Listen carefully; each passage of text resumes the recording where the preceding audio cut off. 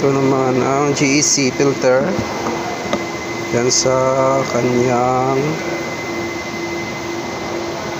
air filter. Yan siya guys. GS5. GEC GS5. Ito naman yung sa trans mount.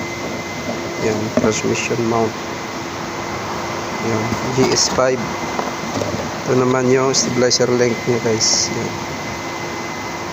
Yan. Ito yung stabilizer length. Ito naman yung preno niya guys. Oh. Yan yung preno.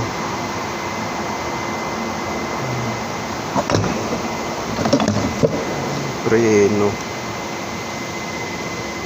May ano siya. May lock.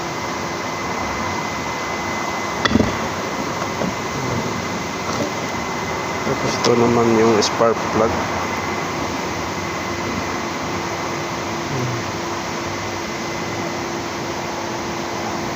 Tapos ito yung number ng spark plug.